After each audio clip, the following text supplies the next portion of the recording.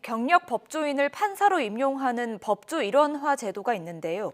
법조 경력의 기준이 애초 계획했던 10년 이상에서 5년으로 유지하는 법안이 국회 법안 소위를 통과했습니다. 대법원은 부족한 법관 수를 이유로 찬성한다는 입장인데요. 제도의 취지에 맞지 않는다는 비판도 나오고 있습니다. 나혜인 기자입니다.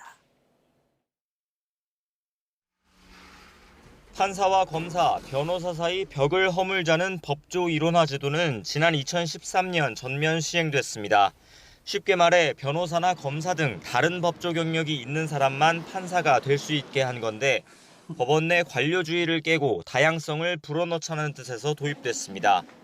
사법연수원만 졸업한 뒤 법원 안에서 도제식으로 길러지는 법관 양성 체계를 바꿔보자는 취지도 반영됐습니다.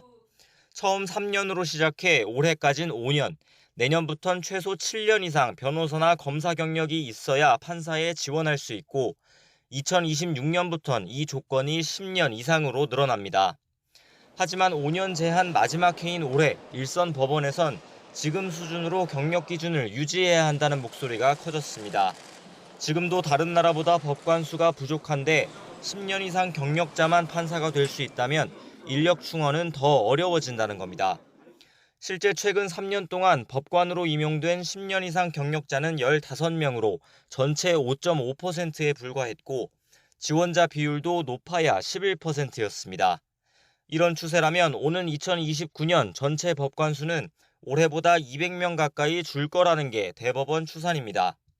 법원 측의 강력한 주장에 결국 국회 법제사법위원회 법안 소위는 지난 15일 법관 지원 경력 조건을 현행 5년 이상으로 유지하는 법원조직법 개정안을 통과시켰습니다.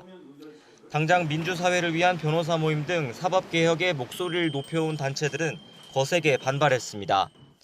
법관사회 카르텔을 깨자는 애초 제도 취지에 역행할 뿐만 아니라 경력 조건을 5년으로 유지하면 이른바 후관 특혜를 누린 대형 법무법인이 전략적으로 소속 변호사를 예비법관으로 키울 수 있다고 비판했습니다.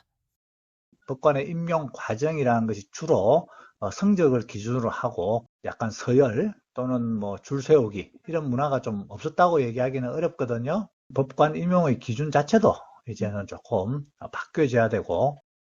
대법원은 거듭 법조 일원화 제도를 현실에 맞게 개선하자는 것일 뿐 사법개혁 후퇴가 아니라고 반박했지만 거센 외부 반발로 개정안은 법사위 전체 회의에 올라가지 못하고 있습니다. 사법부가 순혈주의에서 벗어나 다양성을 확보해야 한다는 취지에는 대법원의 생각도 다르지 않아 보입니다. 다만 국민에게 더 나은 재판을 제공하려면 인력 충원이나 처우 개선 등 우수한 법조인이 법관에 지원할 수 있도록 유인책이 먼저 마련돼야 한다는 입장이어서 판사 지원 자격을 둘러싼 논쟁은 한동안 계속될 것으로 보입니다. YTN 나혜인입니다.